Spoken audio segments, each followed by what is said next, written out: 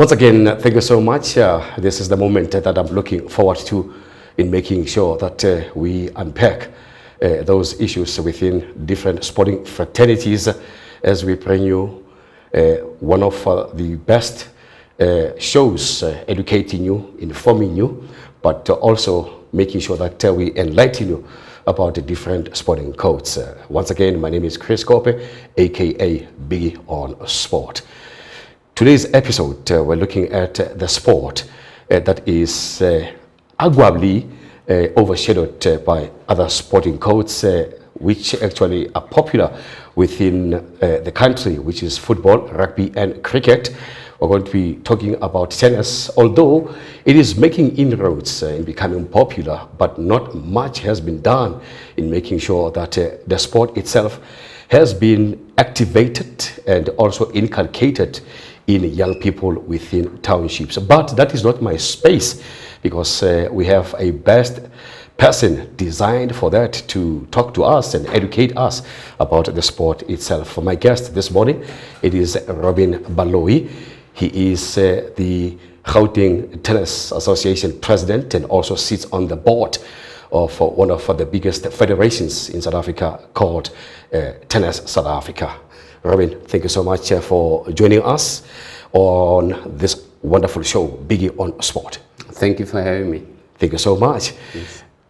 Briefly, who is Robin Baloyi? Just give us a brief background.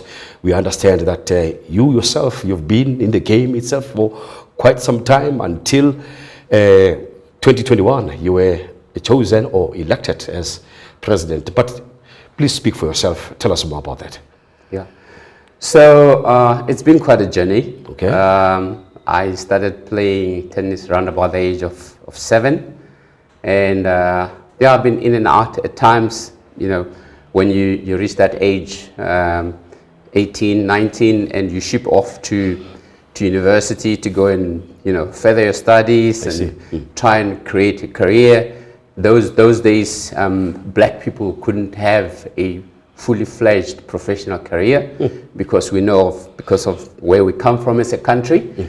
So you have to have a proper career, which is engineered around your education or certain other areas of skills acquisitions. So in that space, obviously, tennis took a bit of a back seat and then focusing on the studies. But throughout my life, I've been playing tennis. So yeah, and I've played tennis outside the country. I've competed outside the country. Wow. And eventually I came back into getting engaged with tennis, although after my career had taken off and I've been to 4 or 5 different provinces around the country working, coming back and settling down in Gauteng, eventually going back to tennis to say, I want to give back. I want to do something. I started playing seniors tennis, what today is called masters tennis. Okay. I started playing that and eventually got involved with trying to organize that space as well, working with people like Sharon van der Schyff, working with people like Bertie from the Western Cape. They were running that element, that component of tennis, the seniors tennis, and I got involved in there. And from there, the rest is history. I got invited to serve on the board of Tennis South Africa. I got requested to take the leadership in Gauteng. And hence today we're sitting here having this conversation. Wow. Yeah. At what age were you inspired to join tennis as a sport? We know that in township, many young people, the first, in fact, sport that they show interest in is football. They start kicking stones, taking material to design football and stuff like that. But most of all, we know that in township, many young boys, in fact, they love and they like football. What inspired you to take tennis as a sport? That's quite true.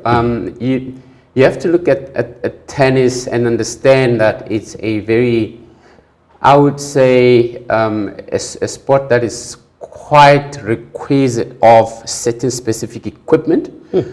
And it's not easy to access that. Hence, when you start talking of material, that you can make up and start kicking around and doing this in terms of getting yourself familiarized with a sport. Soccer is one of the easiest. Rugby is also one of the easiest to do that. Cricket is also what I've seen kids on just by the roadside in the township, taking a piece of plank, making a ball out of plastic and throwing and hitting it. It's those elements actually do go a long way in introducing a child to a sport. And you find that some of the natural talent just comes through like that. So tennis, on the other hand, how I got introduced to tennis is my elder sister was a tennis player. Wow. Yeah. So she came home with in the olden days they were wooden rackets. So I remember. Actually, your story relates to my story because my elder sister was a tennis player. Yeah. Played with John Ngosi, the one actually that made it possible for you to be here. Yeah, but that's a story for another day. Yes. So she came back with a nice Dunlop Max Ply wooden racket. Okay. And I held the thing in my hand and I thought, okay, I've seen people at the tennis court doing something with something similar. I picked up the racket, went to the tennis courts. Luckily, I didn't live far from the tennis court. It was like 5 minutes walk to the tennis courts from where I lived. Picked up the racket, walked there, and I sort of hung around a little bit, sort of feel the vibe, you know. And eventually someone said, hey, young man, come, you want to hit the ball? You see, you got a racket in your hand. I said, yeah, I want to hit the ball. Then I started hitting the ball and I felt like, oh, okay, I'm kind of enjoying this. You know? And the passion just grew from there. And that's how I got to tennis, you know. I just grew from there. But I played many sports. I played chess competitively. Wow. I played table tennis competitively. I played soccer competitively. So I've done a lot of sports. There's a lot of sports around me. I played volleyball. I think I went to at least two tournaments volleyball, which were regional championships. So I took part in a lot of sporting codes. So yeah, apart from playing abroad, as you've mentioned earlier on, what are other highlights that you can share with the viewers as to what would you say this were my highlights in my career as a tennis player?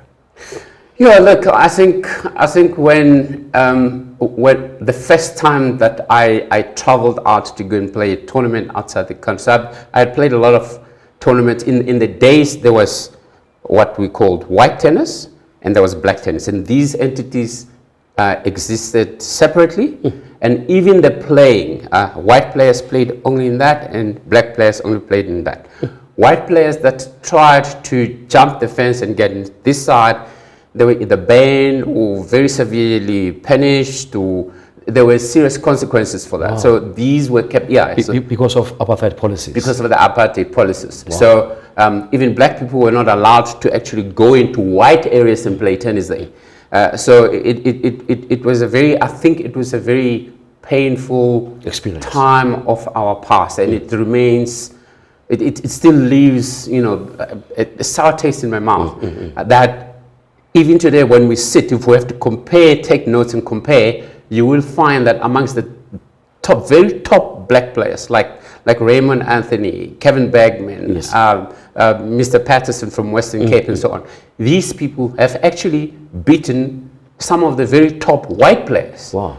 When they met behind doors and these things were not covered, and when they competed, that has happened.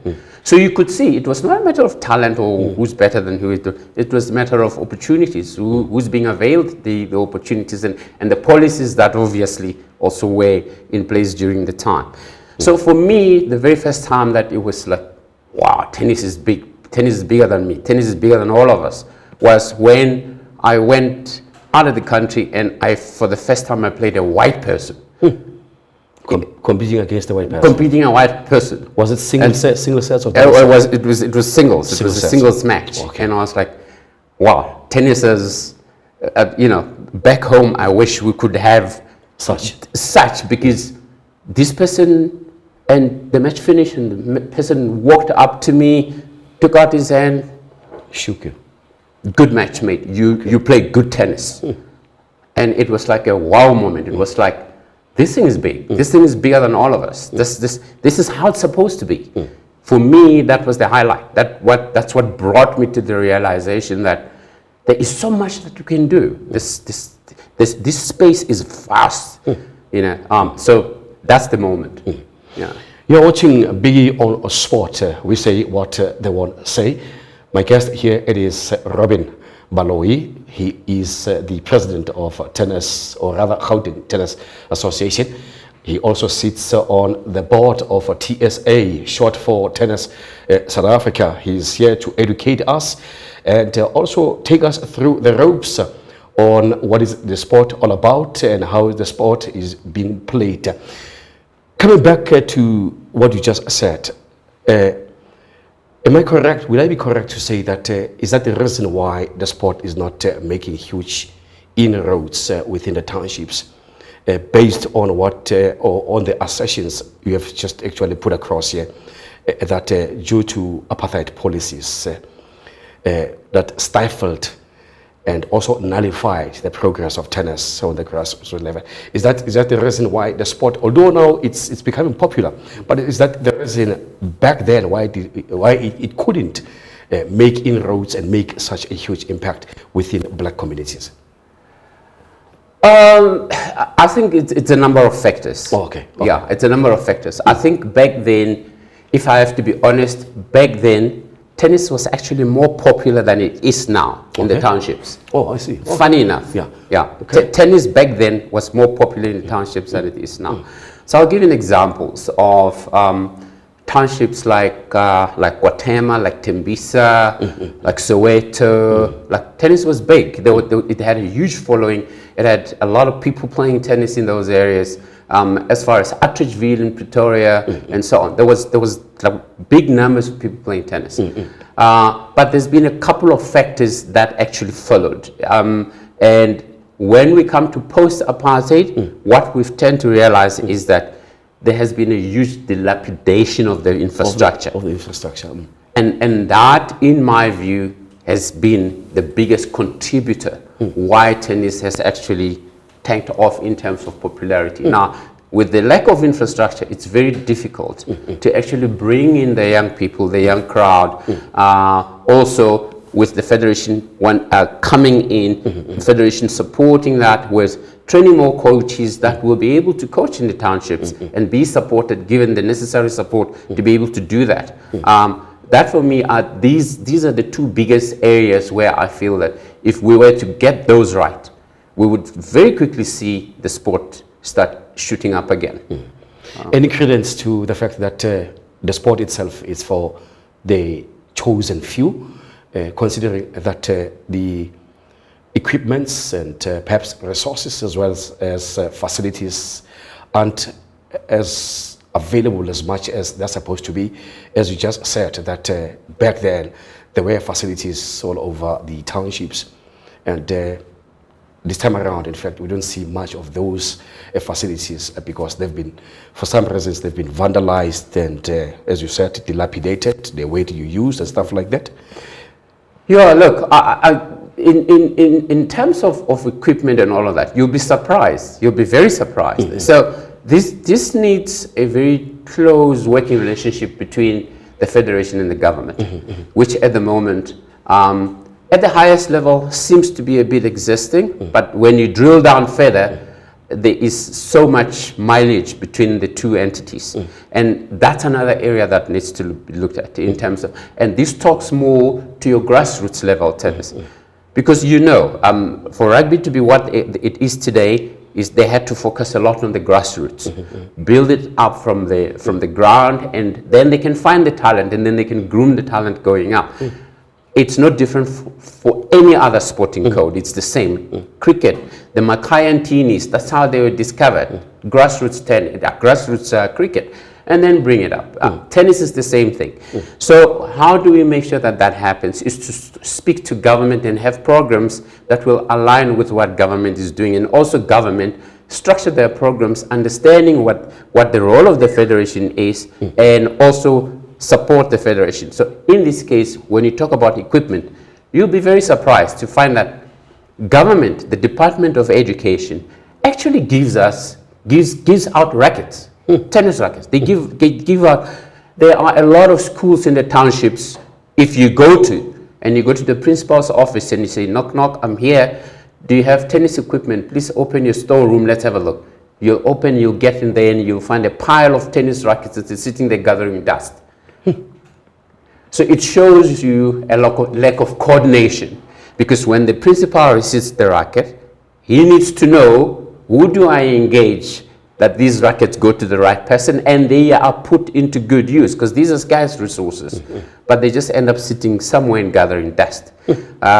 So these are the areas that I think there has to be a lot of work to be done to actually make sure that the two meet, the coordination actually happens, so that we can start having a lot more grassroots activity, and we can unearth that talent. I for one, and I say this all the time, I don't believe that the next tennis great from South Africa is going to be coming from a family that's well off, that can afford to buy this child 10 rackets and 6 pairs of tennis shoes every 2 months and make him. I believe the next tennis great is going to come from, the downtrodden areas of this country, areas that are completely not thought of. That's my view. I could be wrong, and people can say I'm wrong, but that's my view. I think talent is there, but it needs to be discovered. If you look at people that have come from this country, have gone out and do well, you're going to look at some of them have actually ended up defecting to the US. The name Johan Crick comes to mind. He's done well. The man won 2 Australian Open Grand Slam championships. But he came from South Africa. He learned his tennis here, and he was discovered here. So we do have the talent. We do have the talent. But we need to go. Talent is not going to come to us. We have to go out there and find it. On this platform, over and over again, as I've mentioned over time, that we have spoken to a number of different representatives coming from different sporting codes. And there's a common element in our conversation. And the common factor is that schools sport needs to be reinstated.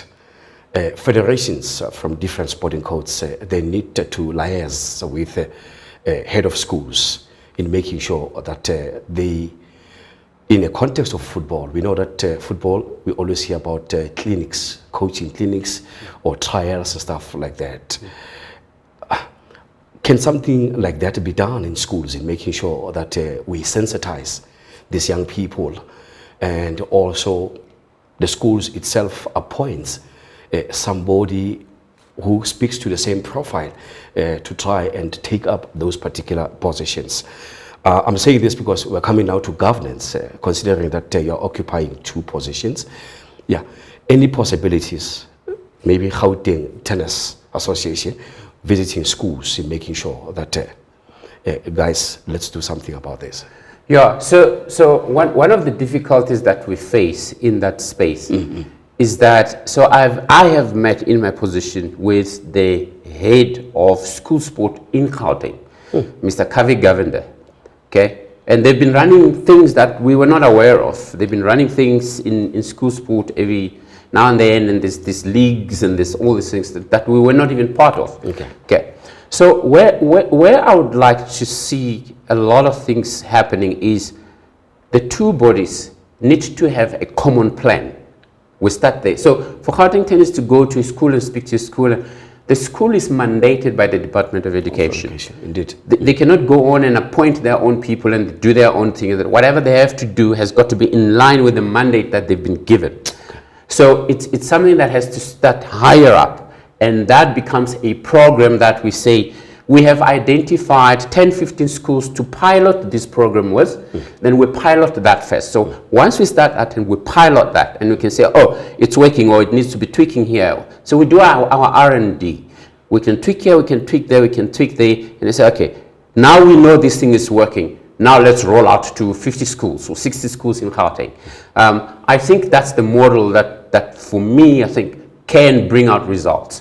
So it's a conversation that must start higher up, then be structured throughout in a number of schools as a pilot, then eventually rolled out. Let's talk about your appointment as president of Gauteng Tennis Association. how it came about, and also what are the challenges you guys are facing there as a federation? Yeah. Look, the appointment was with the then CEO, Mr. Richard Glover. So what happens is tennis as a sporting code had always had 14 provinces. Okay. Now with the new dispensation that came in and a word from SASCOC that's saying we do not have 14 provinces in this country, we've got 9 provinces. Yes. So you guys, tennis, you are an Olympic sport, okay? So you have to structure yourselves according to how the country is also structured. Okay. 9 provinces. Okay. So that's where the conversation started. And in doing that, it means when you look at Gauteng set with 3 provinces, okay. Which are actually districts. These are districts. Okay, yeah. Yeah. They still want to have some independence, fair enough. Okay. And some autonomy, some level of autonomy, fair enough. But these are, in truth, districts. So we have 5 districts in Gauteng. So we have what we call Tshwane district. We have Ekurhuleni, Tshwane. They have always called themselves Gauteng North Tennis Association. We've got Ekurhuleni, which has always called themselves Gauteng East Tennis Association. We've got the Central Corridor, which is the Joburg City. They have always called themselves Gauteng Central Tennis Association. We have 2 other districts in this province, which is Sidibeng and the West Rand. And these 2 do not have any constituted federations. Okay. Yeah, they don't. So they play their tennis under Gauteng Central, which is the Central Corridor, which is City of Joburg. Okay. And sometimes the Sidibeng would be accommodated under Ekurhuleni and play in the Gauteng East Leagues, and so on. So for administration processes and purposes, these 2 would be accommodated wherever it is that it makes sense at the time. It can be like that for the next 2 years and then suddenly it changes for a year, it's this side, and so on. So 3 provinces in essence existed in this province, and eventually these 3 had to now amalgamate and become one province. Okay. So it means they had to be a tier that had to be added between them and the National Federation, because they used to have a direct link to the National Federation as they were recognized as provinces. Now, no longer provinces, there has to be a tier that has to be added as a provincial structure that talks to province, that talks to Gauteng Sports, that talks to Gauteng Department of Basic Education, that talks to that level, because they can't talk to that level. They can talk to Tshwane Sports, they can speak to Tshwane Department of Education, they can speak to all of these other district bodies, but they cannot speak to the provincial body. So there has to be a tier, and that's how this thing came about. Okay. And when now it was required, then I was approached to say, we know you sit in the board, you are a Gauteng, born baby, you're a Gauteng baby. Can you please steer the ship? Yeah, take the reins and lead us in the right direction. We had to start with revisiting the constitution, revisiting, there were no financials. This body has actually been done. There was a constitution that was done in June 2012, if I'm not mistaken. Yeah, June 2012, I think. But that constitution has been sitting there. When you read it, it's no longer relevant. There are areas that contradict itself. There's a lot of things that have to be corrected. There has never been any financials for this entity. That's just, there is a bank account with money. And you ask yourself, how are these things happening? So there was a lot of cleaning up, trying to streamline things, trying to get things right. I took over, and in the first year after I took over, there were audited financials that were actually produced. We were working on the constitution. We had an election. So things were now starting to roll. Things were starting to formulate. We're still battling now to get to a point where everyone wants to really truly work with this setup and report into this structure, understanding that this is a requisite that comes from a regulatory point of view, to say we embrace this, we're part of this, and we understand why this is required. Let's work with it. Let's move ahead. We're going to work through it, and we will be given the autonomy that we require, because we will present what the advantages of that autonomy are. You know, we have an open discussion, and we say, yes, this makes sense, this makes sense, this makes sense. Maybe this, we need to narrow it down here. But we work together, and we build this thing, and then Gauteng stands up. And it becomes what? It becomes the beacon. That's what I'm hoping for. Gauteng becomes the beacon of administration as far as provincial tennis is concerned. That's my wish. That's what I'm hoping for. Yeah. How is the federation sustaining itself going forward in making sure that all the programs or projects that you implement, in fact, are being seen through? And a follow-up question to that, are corporate companies warming up to the sport itself, Tennis Federation, in a context of the association in Gauteng? Yeah, as far as Gauteng is concerned, I think I'll go back to what I touched on, that there is still a building process. Okay. And because of that building process, when you look at, especially the private sector, they become a bit nervy in getting involved with something like that. That's still, you know, especially in the non-profit space.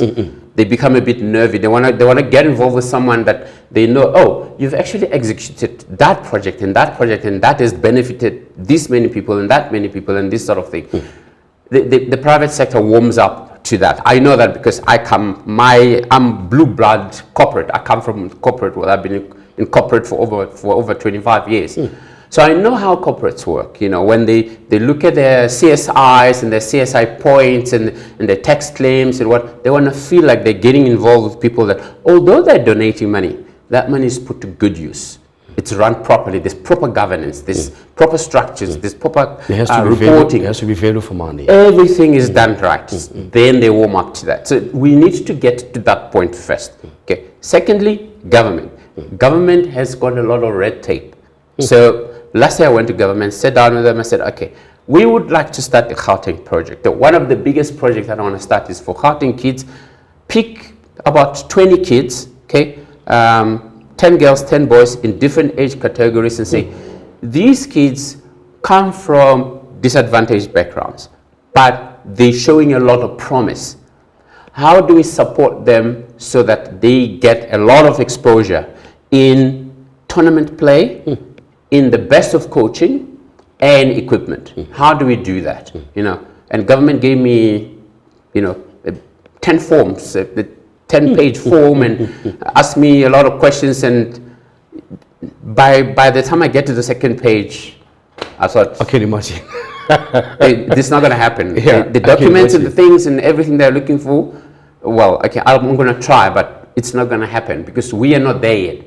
But while we do that, there is talent that may be falling through the cracks. There may be talent that we're losing. There may be a boy child who's 11, turning 12 this year, who's going to end up in soccer.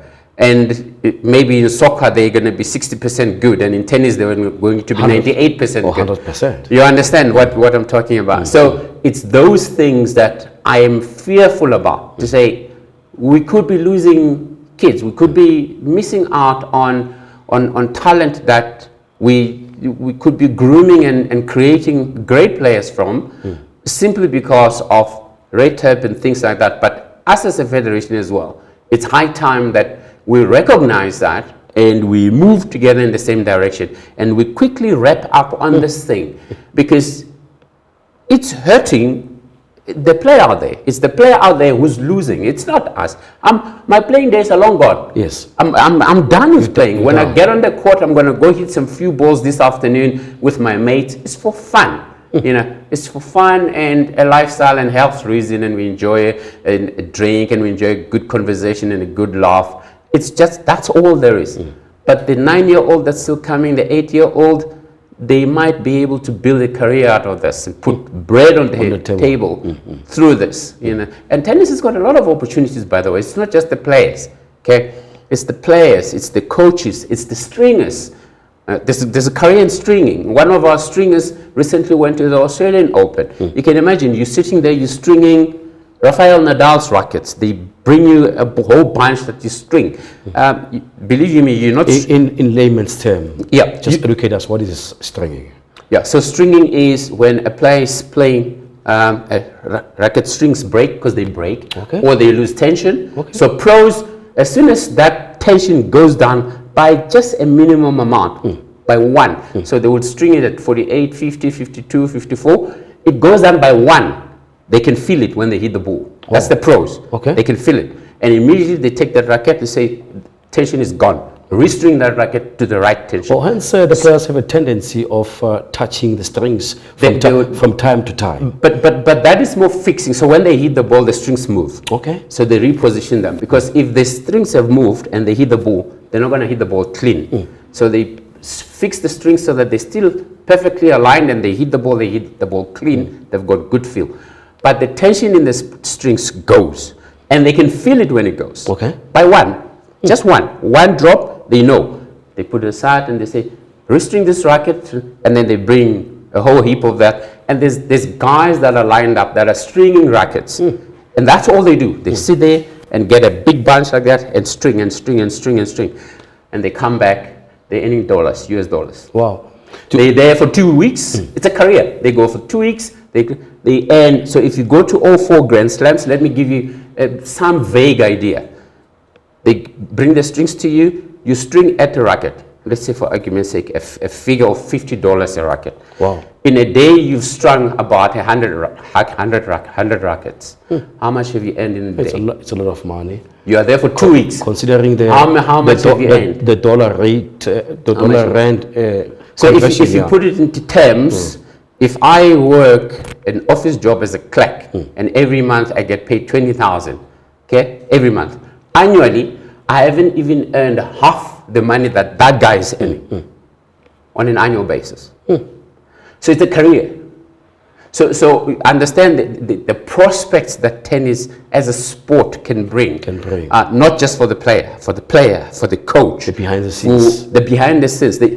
You know, if you look at the whole value chain, you know, the stringers, the equipment specialists, there are people that are specialized in tennis. They will sit there, they will put you on a screen, they study your feet, and they'll tell you, you must wear that shoe, not these shoes that are everywhere, but only that shoe is the shoe that's right for you. Wow. If you wear that shoe, you're going to have a lot of injuries. If you wear that shoe, you're going to have this. If you wear that, and these are not podiatrists. They're not medical people. Wow. They specialize in the sport.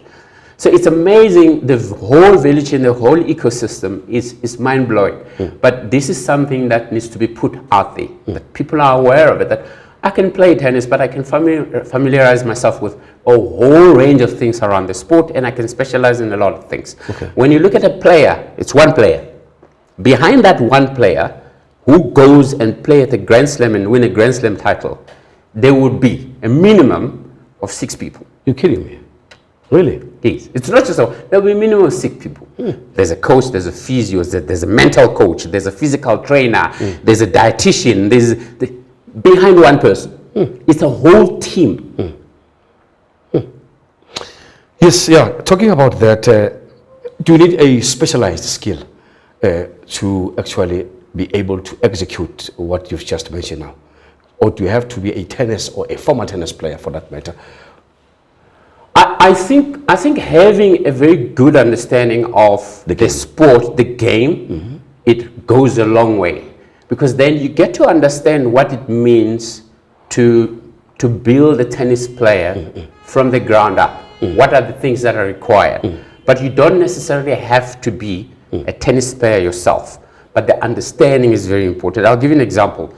The CEO that I mentioned, Mr. Richard Glover, him and the president of Tennis South Africa actually invited me and said, could you be the one that takes Gauteng where we think Gauteng should be going? He himself, he's now moved on. He's moved on to tennis, then he moved on to golf. You know, he's now at Live Golf, you know, one of the biggest competitors to the, you know, to the other circuit. I won't mention that one, but he's the CEO of that. And you won't believe he came from hockey. He never played tennis in his life. He never held it. But he built a legacy at Tennis South Africa in terms of taking the federation where it was, building up, putting the necessary pillars in. So most importantly is one, leadership skills. 2, commercial skills. 3, people skills. So if you have those in place, okay, and kept that with the understanding and knowledge of the game, you are in a very, very good position to be able to do quite a lot and bring in a lot of impact to the sport. You're watching Biggie on Sport. We say what they want to say, as I've mentioned earlier on. My guest here, it is Robin Baloyi. He is sitting on the board of TSA, Tennis South Africa.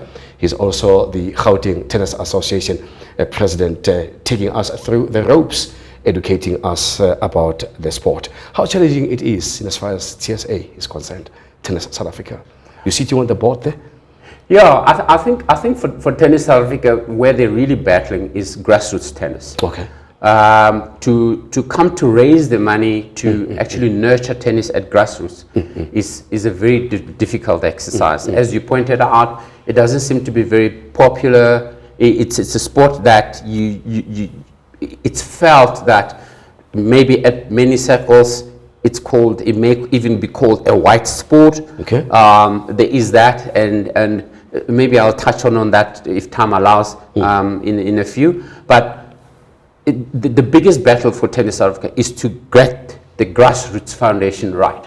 And activation on the ground. And it has a lot to do with resources. Wow. You know, it has to do with resources, because at grassroots, you don't get the return immediately. At the highest level of the sport, at DavisCup, you can invite a partner and they can put money in. Then when it's televised, they can do their advertising. They can get their ROI almost immediately. You know, but when it comes to the grassroots level, it's a different ball game. And I'll give you an example very quickly with the Kazakhstan Tennis Association, where the president went out. He himself had a vision, a big vision, to say, I want to grow the sport. By the way, Kazakhstan is a very small country. They have about 20 million population. We are sitting at about 63. Okay. They have a GDP of about 180 billion. We're sitting at the GDP of about 370 billion. So we're bigger than them in every aspect. But what they've been able to do with their tennis is totally mind-blowing.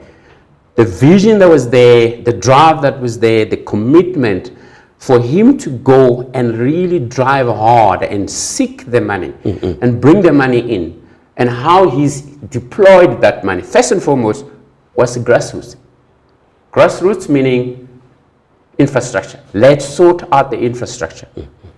Build tennis courts and build them where they'll be accessible. 1. 2, bring in coaches, train coaches, put them in those tennis courts and support them, and make sure that they can do the recruiting and support them. Supporting means these tennis coaches have got to drive from their homes to the tennis court, have got to put food on the table of their families, they've got responsibilities, they have to send their kids to school. So support these coaches, make sure that they are well taken care of.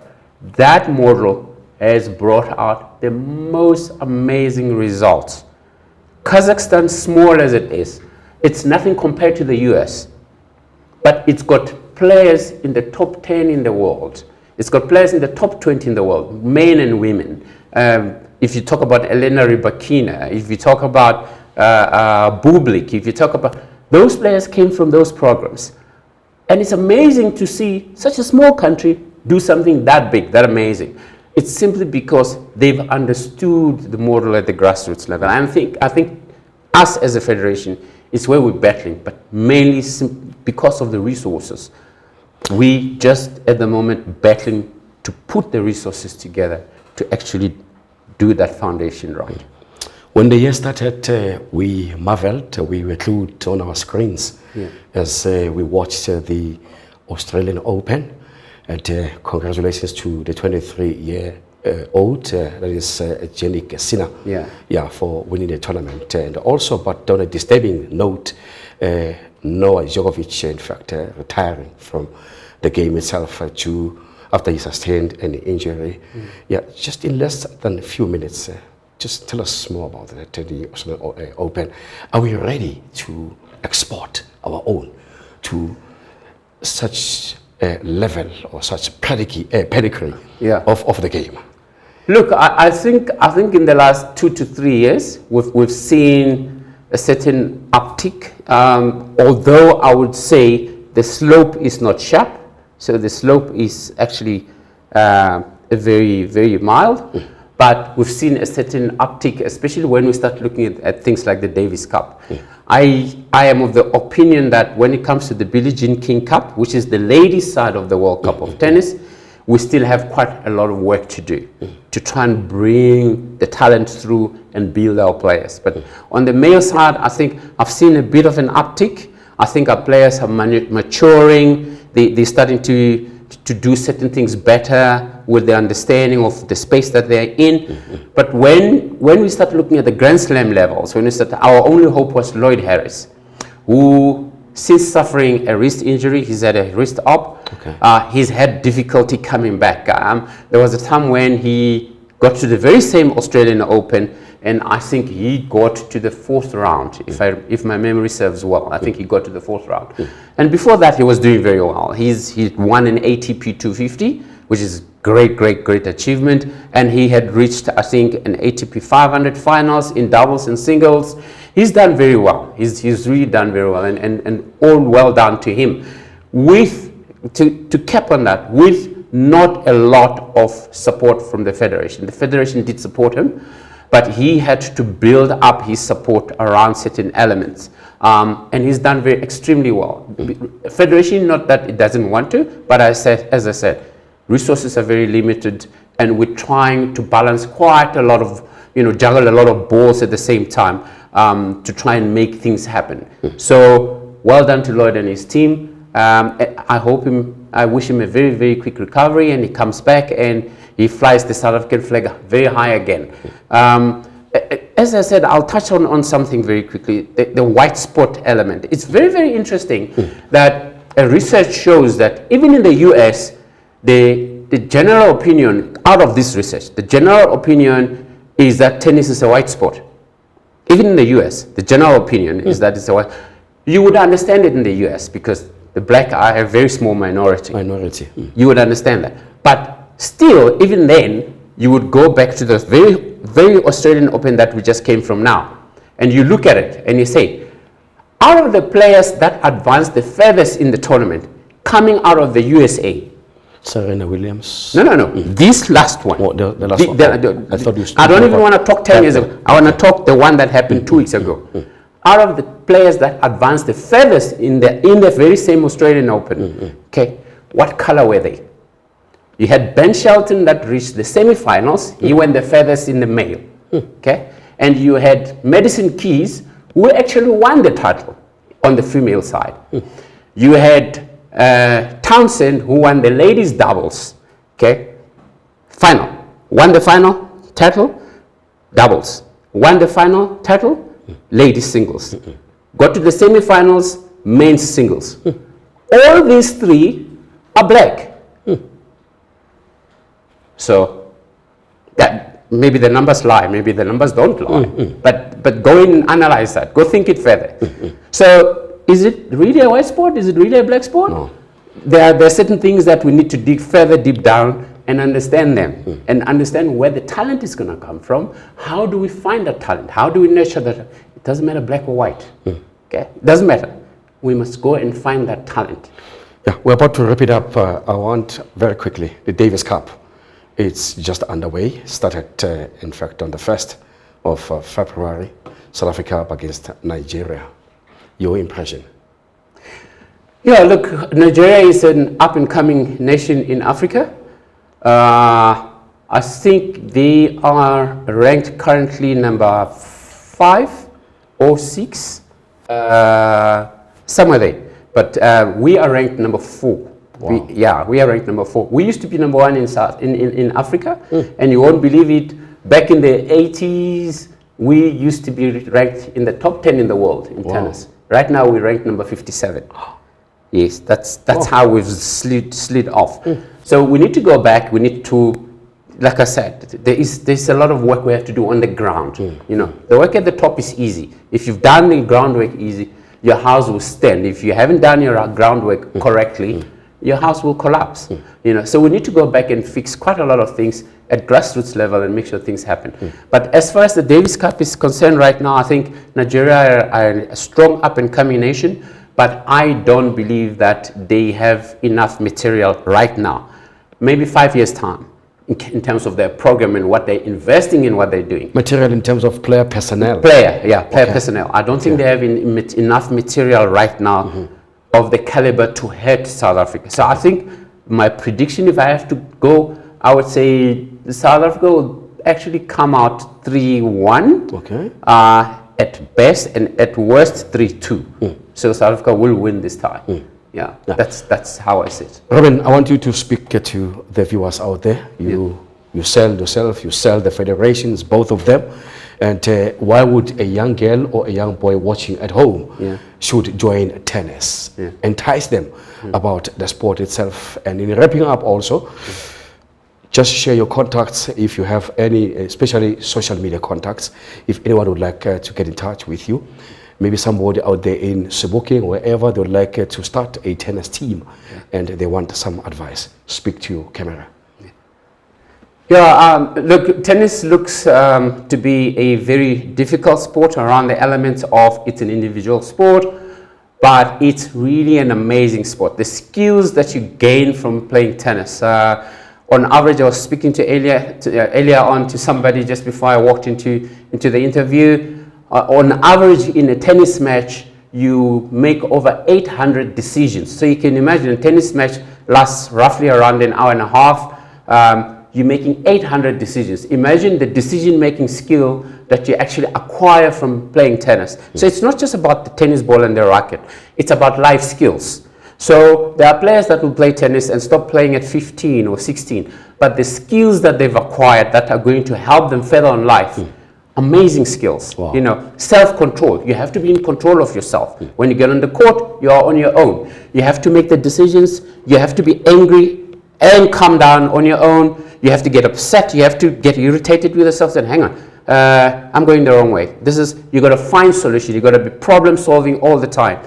The skills set that comes out of that space, amazing stuff. So I would encourage young girls, young boys out there in the township, find a tennis court close by, find someone who's involved in tennis, get in touch with the office, get in touch with TSA. Our office, Gauteng Tennis, we liaise very much through TSA. So if you want to get hold of us, get hold of TSA, they will direct you straight to us and we'll be able to assist you in forming a club or forming an association or forming anything. We recently engaged a lot with the Soweto crowd to advise them on how to set up a structure where they can work through. They've established the Gauteng Tennis Association with our involvement and the involvement of the Gauteng Central Sports Confederation. They've arranged to put together a tennis association there. These are the things that we want to see happening in the townships, you know, more structured, more organized things. So young girls, young boys, and go to your schools, get to your school. We want to play tennis. Schools have got, you have no idea how much leverage schools have, because the Department of Basic Education have got a sports program where they support all sporting codes. So if 5 kids go to the school principal and say, we want to play tennis, the principal only has to send an application. Next financial cycle, they'll be building a multi-purpose court there that can accommodate tennis. And they can start playing tennis at the school. You know, it's all a question of initiation. So young girls, young boys, please take up tennis. It's not impossible, it's doable. Serena Williams, one of the most known name in tennis, Venus Williams, they learned their tennis not on the grass courts of Wimbledon. They learned their tennis in a broken court, the fence with holes as big as cows can walk through, you know. And they went on to win multiple Grand Slams. So this is very doable. You can come from humble beginnings and you can do this. Coco Golf, a story is very, very heartwarming. The parents had to sacrifice anything. They had to live in a camper van. They had to make big sacrifices. Today, she's doing great. She's signing sponsorships left, right, center. But there was a time when there was a battle. So this is doable. Even when you come from very, very humble beginnings, it's very doable. So go out there, give it a try, and if you fall in love with it, stay with it, raise your hand, ask for help. we are here. We'll do the best that we can. Okay. Any socials, maybe Facebook or Twitter? So we, like I said, we're still in the building phase with Gauteng. Okay. The structure is still coming together. We haven't yet put up a Facebook page, but like I said, if anyone wants to reach us or wants to reach me personally, I will leave my number. I don't know if I need to announce it or I can leave it with the studio. You can. Okay, I may announce it. It's 066-384-0889. I'll repeat, 066-384-0889. I'm reachable at that number via WhatsApp as well. To get in touch with me, I'll make sure that I direct you in the right direction for you to get the assistance that you need. I cannot emphasize this over and over again, because the common factor here is that all sporting coaches that I had the opportunity of engaging with, it points to one thing. It takes you and I that we go back to the drawing board and make that noise by sensitizing schools, including government as well, to bring schools sport within their premises. It's important because that is where talent is being nurtured, activated and developed. Robin, thank you so much for your time, for joining us here on our show, and it was marvelous, quite insightful. I'd like to take this moment and say thank you so much to the team behind the scenes. I'm talking here about the team that are making sure that we put all this content together. I'm talking here about Nonhlanhla Ngomane, as well Kuma, not forgetting the executive producer Jimmy Mashazi, but above all the technical guys at JD Art 24 Studios in North Cliff. They have done a brilliant work. Don't forget to like, share, but above all, please do subscribe to all the episodes that we bring to you. Until then, sharp sharp.